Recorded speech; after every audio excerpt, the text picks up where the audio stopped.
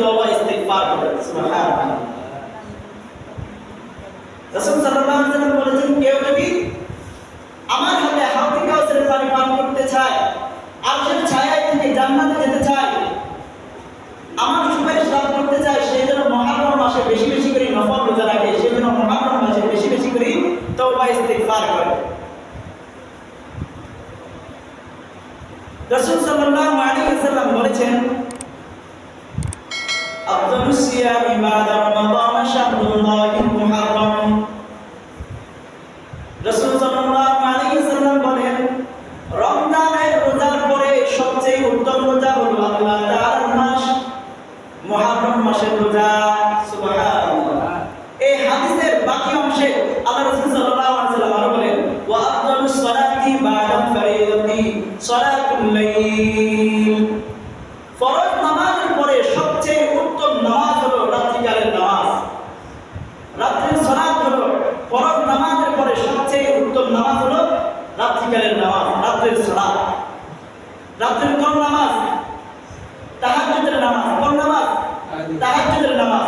বলা হয়েছে ফরজ নামাজের পরে, পাঁচ ওয়াক্ত ফরজ নামাজের পরে সবচেয়ে উত্তম নামাজ, নফলের মধ্যে সবচেয়ে উত্তম নামাজ হলো তাহাজ্জুদের নামাজ, রাতের নামাজ, সালাতুল লাইল।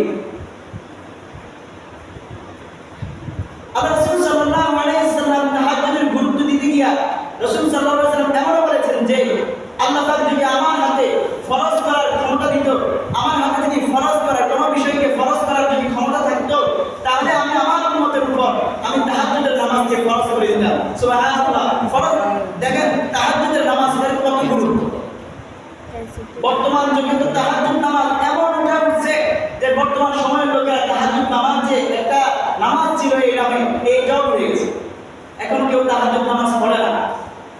আরে পাঁচ ওয়াক্ত নামাজ তো সুন্দর করে পড়ে না, এমন ঈদের নামাজও পড়ে না, জুমার নামাজও পড়ে না, এমন তাহাজ্জুদ নামাজ কিভাবে পড়ে? তাহাজ্জুদের নামাজ সমাজ থেকে উঠে গেছে। বিশেষ করে বর্তমান জমানার যে পোলাপানটা আছে তারা তাহাজ্জুদ নামাজ চিনেও না। তাহাজ্জুদ নামাজ কিভাবে পড়তে হয়, কোন সময় পড়তে হয় তাও জানে না। পুরা রাত যদি জাগা থাকে শেষ রাতে কিভাবে?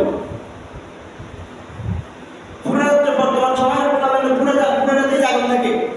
তাহাজ্জুদের সময় মতো কথা ফজর নামাজও পড়ে না, দিনের 7টা বাজে ঘুম থেকে উঠে আস্তে আস্তে ফ্রেশ হয়, তারপরে মার্কেটের দিকে যায়। তারা আবার কিভাবে তাহাজ্জুদের নামাজ পড়বে? অথচ তাহাজ্জুদের নামাজ এত গুরুত্বপূর্ণ নামাজ যে কারণে রাসূল সাল্লাল্লাহু আলাইহি ওয়াসাল্লাম বলেছেন, আমার হাতে যদি ফরজ করার ক্ষমতা থাকতো তাহলে আমি তাহাজ্জুদের নামাজকে আমি আমার উম্মতের জন্য ফরজ করে দিতাম। সুবহানাল্লাহ।